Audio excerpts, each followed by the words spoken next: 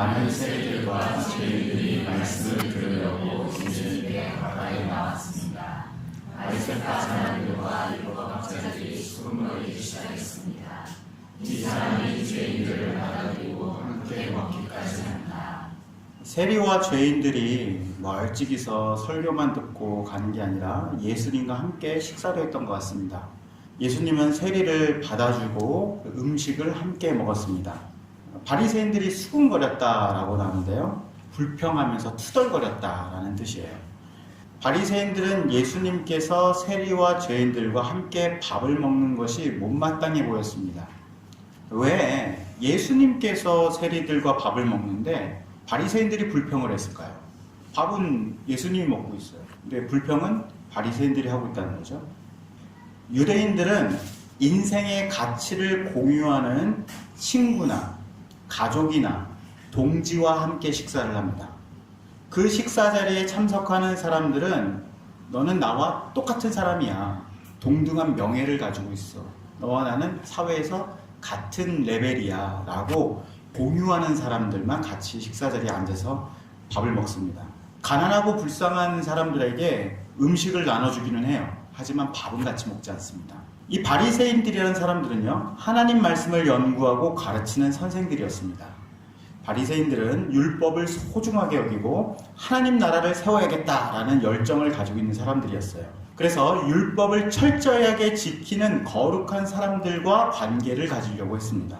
하나님 나라를 세우려는 공동의 목표를 가진 사람들과만 함께 식사를 했던 것이죠.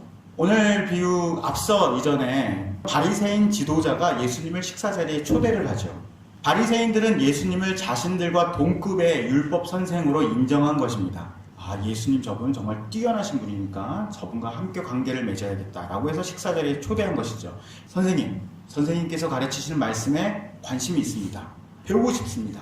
선생님께서 행하신 기적을 보니까 당신은 하나님 앞에 거룩하신 분이 맞습니다. 선생님이 예루살렘에 가셔서 세우실 하나님 나라에 저도 동참하고 싶습니다. 하나님 말씀을 깊이 논의하고 함께 하나님 나라를 세웁시다. 이렇게 예수님을 찾아오는 바리새인들이 많았다는 것이죠. 오늘 본문에 나오는 바리새인은 예수님과 함께 식사 자리에 있었던 사람이에요. 예수님을 따르는 사람들과 함께 예수님의 패밀리, 예수 공동체에 속해 있는 바리새인이었다는 것을 알 수 있습니다.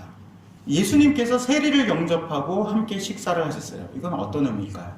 유대 사회에서 세리는 죄인 중에서 괴수였습니다. 로마는 유대 식민지에서 세금을 거두기 위해서 그 지역에 있는 사람을 뽑았어요. 그리고 네가 세금을 가져와라 나한테 이렇게 위탁을 하죠. 로마 정부의 세금 사업을 위탁받으면 큰 이익을 낼 수 있었기 때문에 그 세리가 되기 위해서 웃돈을 들고 찾아가서 저를 세리를 시켜주세요 라고 이렇게 뇌물을 많이 바쳤습니다. 세리가 되면 본전을 찾아야 되잖아요. 로마에 내야 되는 세금보다 훨씬 더 많이 세금을 거두고 로마에게는 요만큼 내고 나머지 돈은 자기가 착복을 한 거죠. 200원을 받아서 100원은 로마에 내고 100원은 자신이 가졌습니다. 이 돈을 걷기 위해서 수단과 방법을 가리지 않았어요. 유대인들의 입장에서 보면은 세리는 원수 로마의 앞잡이이면서 동족의 피를 빨아먹는 사기꾼의 도둑놈이었어요. 세리의 죄를 세자면은 수십 개의 죄를 달고 듣는 거의 사탄급의 죄인이었던 것이죠. 유대인들은 세리를 아주 극도로 미워했습니다. 이런 세리와 예수님이 함께 식사를 하시는 거예요. 식사를 한다는 것은 너는 내 친구야. 나는 너와 똑같은 목표를 가지고 있어. 이런 동등하다는 의미거든요. 세리와 친구 관계를 맺는다는 뜻이에요. 문제는 바로 예수님과 함께 있는 바리새인들이 문제였던 겁니다. 바리새인들은 율법을 철저하게 지키고 스스로 정결하게 살기 위해서 엄청난 노력을 하는 사람들이었습니다. 죄인들과는 상종을 하지 않았어요. 예수님께서 세리를 받아들이시는 바람에 바리새인도 세리들과 한자리에 같이 있게 된 겁니다. 전혀 의도치 않게 세리와 한 통속이 된 거죠. 아니 왜 저런 놈을 식탁에 앉혀? 내가 하나님 말씀에 따라 살려고 얼마나 노력했는데 악한 것은 쳐다보지도 않으려고 그러고서 살았는데 한순간에 내가 세리랑 같은 자리에 앉게 됐네. 저 예수라는 인간 도대체 무슨 생각으로 저러는 거야? 괜히 따라왔나? 아 짜증나. 예수님 때문에 불명예를 얻게 된 거예요. 예수님 때문에 자신이 여태까지 노력해왔던 거룩한 삶에 흠집이 생겼습니다. 바리새인은 예수님 때문에 자기가 피해를 봤다라고 생각했기 때문에 불평을 한 것입니다. 자, 3절을 보겠습니다. 그러자 예수님께서 그들에게 이 비유를 말씀하셨습니다. 예수님이 눈치 구단이세요. 딱 보니까 애들이 투덜거리고 있어요. 야, 너네들 이렇게 투덜거리면 가! 그러시지 않고 이렇게 불평을 늘어놓는 바리새인들에게 양 찾는 비유를 말씀하십니다. 자, 4절을 보겠습니다. 너희 중에 어느 사람이 양 100마리가 있는데 그 가운데 한 마리를 잃었다고 하자. 그러면 그는 99마리의 양을 들판에 남겨두고 잃은 양을 찾을 때까지 찾아다닐 것이 아니냐. 그리고 양을 찾으면 양을 어깨에 메고 기뻐할 것이다. 집으로 돌아오는 길에 친구들과 이웃을 불러 말할 것이다. 함께 기뻐하자. 잃었던 양을 찾았다. 내가 너희에게 말한다. 하늘에서는 회개할 필요가 없는 99명의 의인보다 회개하는 죄인 1명을 두고 더 기뻐할 것이다. 유대인이라면 아주 흔하게 다 알고 있는 이야기입니다. 사실 이 100마리라는 양은 한 사람의 소유라기보다는요, 이 집에서 10마리, 저 집에서 5마리 이렇게 모아서 마을이 공동으로 함께 관리하는 경우입니다. 그래서 이 목자가 한 마리를 찾으면 그 마을에 있는 이웃 사람들을 다 불러서 기뻐하는 것입니다. 왜냐하면 이 100마리는 마을 공동의 소유이기 때문인 겁니다. 예수님께서 이렇게 말씀하시는 거죠. 야, 니네 마을에 이런 적 있지? 한 마리를 잃어버리면 진짜 애타게 찾잖아. 그러다 찾으면 마을 사람들이 다 같이 기뻐하지. 너희도 그거 알지? 지금 내 마음이 그래. 잃은 양 비유는 세리 때문에 불평을 하는 바리새인에게 예수님이 얼마나 기쁜지를 설명하는 이야기입니다. 자, 이어서 드라크마를 찾는 이야기를 하십니다. 8절을 보면요. 어떤 여자가 10개의 드라크마를 가지고 있다가 하나를 잃어버렸다고 하자. 그러면 등불을 켜고 온 집안을 쓸며 찾을 때까지 자세히 뒤지지 않겠느냐. 그러다 찾으면 친구들과 이웃을 불러 말할 것이다. 나와 함께 기뻐하자.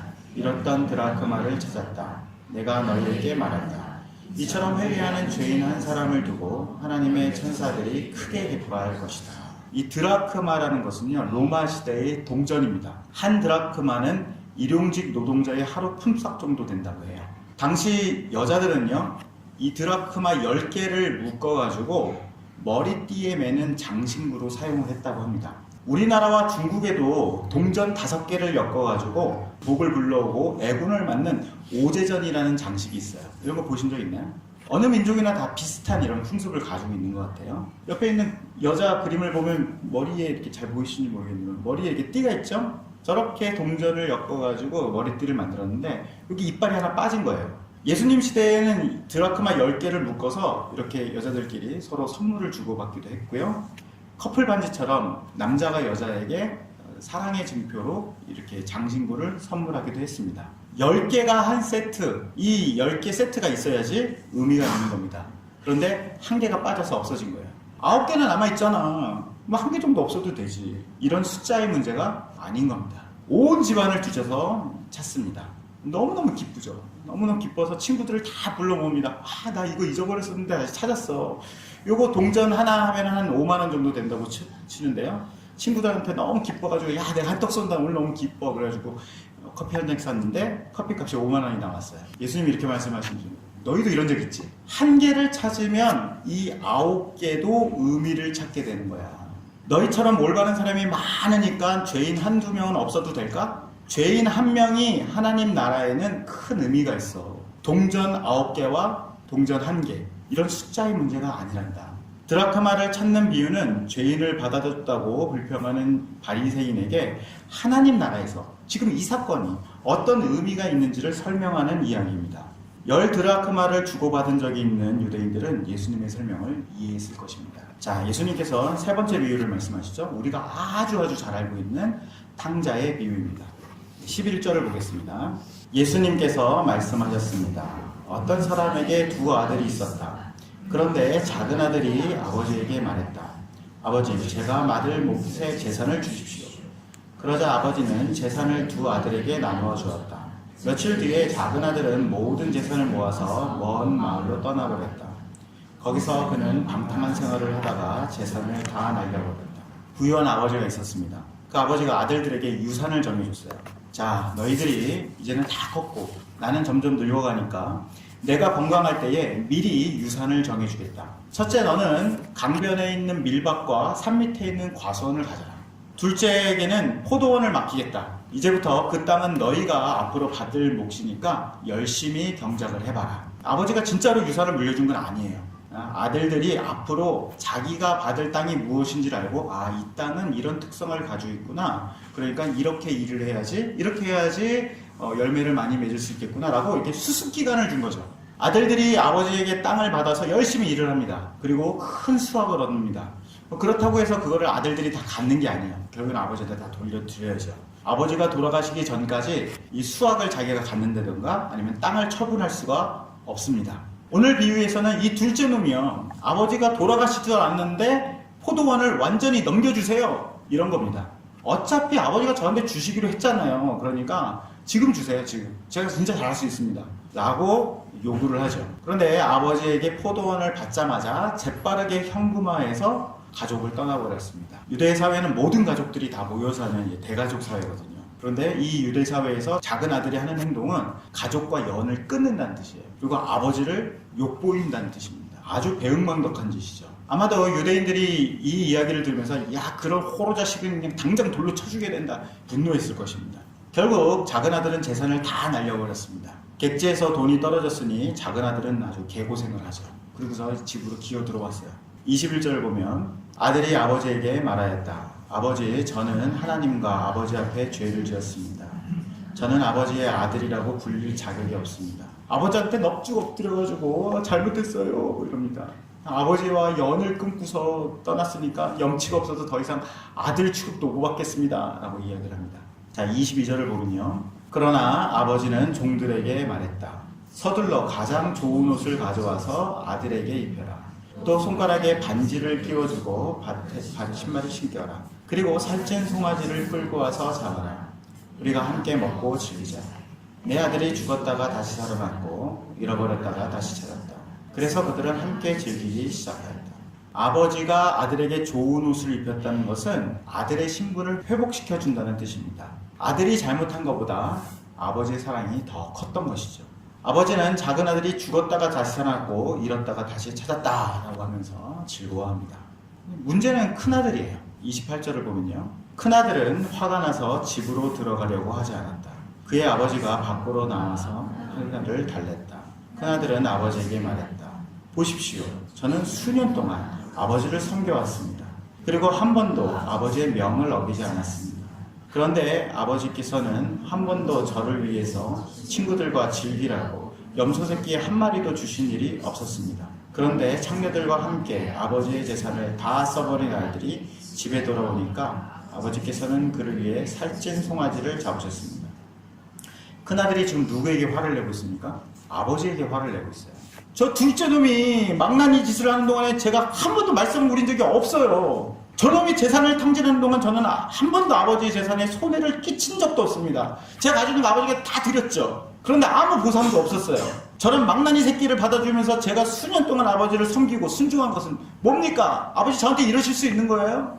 아버지가 둘째에게 자비롭게 대하니까 큰아들은 내가 여태까지 수년 동안 순종한 게 다 망가졌다라고 생각을 한 겁니다. 아버지가 큰아들에게 말합니다. 31절을 보면요, 아들아, 너는 언제나 나와 함께 있었으니 내가 가진 모든 것이 내 것이 아니냐. 큰아들은 이미 아버지에게 많은 것을 받았다고 이야기해요. 우선 무엇을 받았습니까? 아버지와 함께 있었어요. 작은 아들은 객지에서 고생할 때에 아들은 날마다 아버지의 사랑과 자비를 받고 있었습니다. 작은 아들이 와서 아버지가 품어주는 그 사랑을 큰아들은 매일매일 받고 있었단 말이에요. 작은 아들이 타지에서 빌어먹고 있을 때에, 돼지가 먹는 음식을 막 주워 먹고 있을 때에 큰아들은 아버지 배에서 날마다 풍족하게 먹고 있었습니다. 작은 아들이 와서 살찐 송아지 한 마리 먹고 있을 때에 큰아들은 수년 동안 잘 먹고 있었어요. 한 마리만 먹었겠어요? 32절을 보겠습니다. 내 동생은 죽었다가 다시 살아났고 잃었다가 다시 찾았으니 우리가 즐거워하고 기뻐해야 하지 않겠느냐. 아버지는 자신이 얼마나 기쁜지를 큰아들과 나누고 싶었습니다. 아빠는 너무 기쁘고 즐겁다. 내 명령을 한 번도 어긴 적이 없는 착한 내 아들아.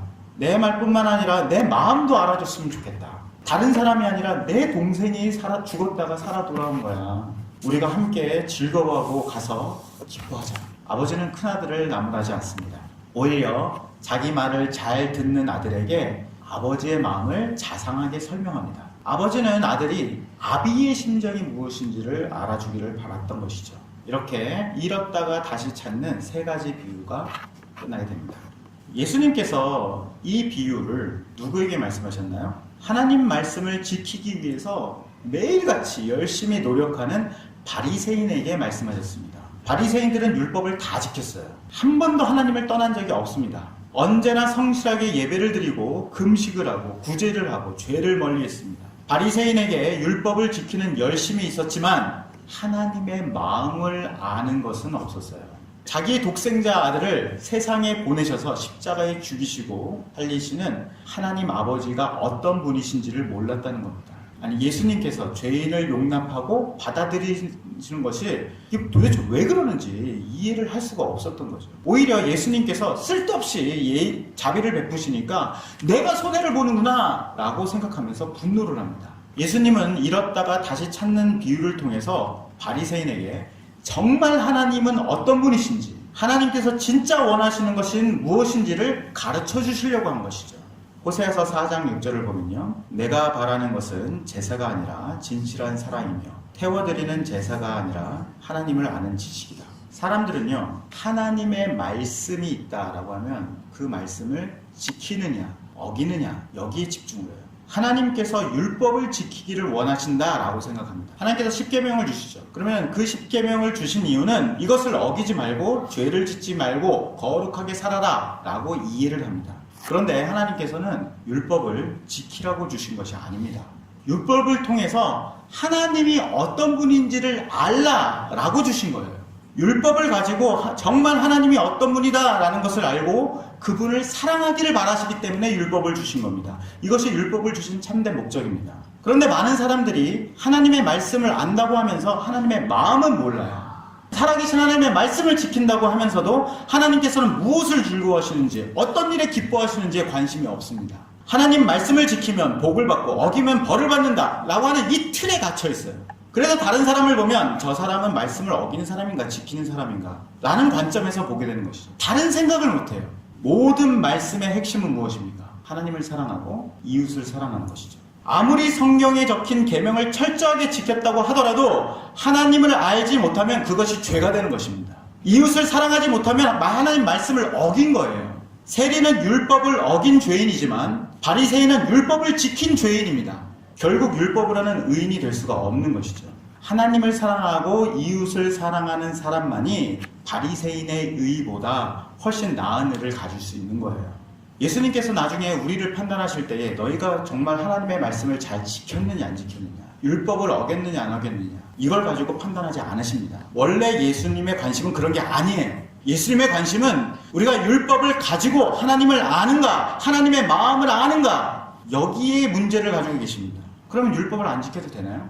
당연히 거짓말하고 도둑질하지 말아야죠. 그러나 율법을 어긴 세리는 회개하고 돌이키면 용서하고 받아주시는 하나님의 은혜를 아는 것이고요. 율법을 지킨 바리새인은 죄인을 부르시고 아낌없이 복을 주고 싶어 하시는 하나님 아버지의 마음을 알게 되는 것입니다. 예수님께서 나중에 우리를 판단하실 때 이 사람들이 율법을 가지고서 과연 하나님을 사랑하게 됐는지, 이웃을 사랑하게 되었는지를 판단하실 겁니다. 우리 일상생활에서 한번 예를 들겠습니다. 교회 청소의 예를 들게요. 제가 교회 청소를 한 20년 했습니다. 하나님께서 저에게 교회 청소를 하라는 감동을 주셨어요. 제가 중학교 때 교회에서 임원을 했는데 봉사부였어요. 봉사부가 청소하는 일이거든요. 토요일 저녁에 가서 교회를 열심히 청소했습니다. 하나님께서 나에게 그런 사명을 주시고 명령을 하셨으니까, 말씀을 주셨으니까 열심히 해야지.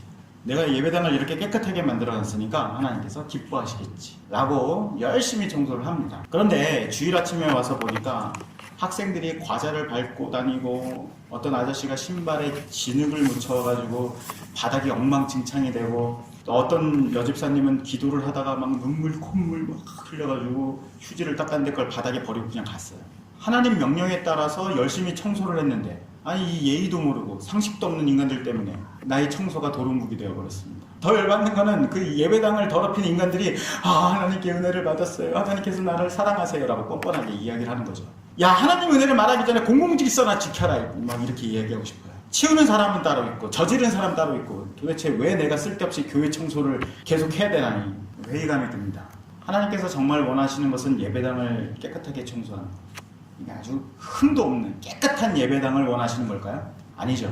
그러면 왜 청소를 시킨 건가요? 왜 하나님께서는 우리에게 그런 감동을 주셔가지고 내가 하나님의 일을 열심히 해야겠다. 하나님께서 나에게 주신 사명이고 명령이다 라고 생각하면서 그렇게 일하도록 만드시는 건가요? 어린아이들이 즐겁게 말씀을 배울 수 있도록, 발바닥에 땀나도록 일하던 남자들이 예배를 통해 세임을 얻을 수 있도록, 마음 아픈 여성들이 이곳에 와서 위로를 받을 수 있도록 그런 예배의 자리를 원하셨던 것입니다. 청소를 하는 사람은 내가 만든 깨끗한 예배당이야, 이거 내가 이렇게 깨끗하게 했어 라는 것에 집중하는 것이 아니라 성도를 그곳에 부르셔서 은혜를 베푸시는 하나님을 봐야 되는 것이죠. 그걸 보라고, 하나님 사랑을 보라고 청소를 시키신 겁니다. 죄인들이 와서 은혜를 받아야지 하나님 말씀에 따라서 열심히 청소한 나의 순종이 완성이 되는 거예요. 세리를 용납하시고 받아주시는 예수 그리스도를 사랑을 보고 하나님의 사랑이 저런 것이구나 라는 것을 깨달아야지 바리새인들이 그렇게 열심히 경건하게 노력했던 것들이 완성이 되는 것입니다. 이걸 보고 깨달아야지 비로소 말씀을 지켰다라고 말 수 있는 거예요. 만일 이걸 못 봤다면 열심히 청소를 해도 하나님 명령을 어긴 겁니다. 말씀대로 살면서 이웃에게 분노하고 하나님께 불평하는 죄인이 되는 것이죠. 왜냐하면 하나님 사랑과 이웃 사랑이 계명의 완성이기 때문입니다. 말씀을 지키느냐 어기느냐 이것이 율법의 목적이 아닙니다. 미가서 6장 8절을 보겠습니다. 사람아, 그분이 내게 말씀하셨다. 무엇이 선하며 여호와께서 너희에게 요구하시는 것이 무엇이냐? 그것은 의를 행하고 인자를 사랑하며 너희 하나님과 함께 겸손히 행하는 것이 아니냐. 지금 한국교회는 교회가 거룩하기 위해서, 공동체의 순수함을 지키기 위해서 어떤 특정한 죄를 저지른 사람은 교회에 올 수 없다 라고 말하고 있습니다. 불온한 사상을 가지고 있는 죄인들이 교회에 들어오니까 교회 공동체가 오염이 된다 라고 주장을 합니다. 저런 놈들은 교회에 오니까 공동체가 피해를 보고 있어, 그러니까 몰아내야 돼, 이런 죄 저런 죄를 특정하면서 교회에서 쫓아내야 된다 라고 가르칩니다. 죄인들이 교회에 오기 때문에 망한다면 그것은 교회가 아닙니다. 우리가 보기에 불족한 사람들, 우리가 보기에 아주 심각한 죄인들이 교회에 와야지만 교회의 의미가 완성되는 거예요. 저는 주님께서 우리에게 하나님의 마음을 가르쳐주고 싶어 하신다라고 생각합니다. 성령께서 우리 사랑하는 천국교회 성도들에게 하나님을 아는 지식과 아버지의 마음을 가르쳐 주시기를 간절히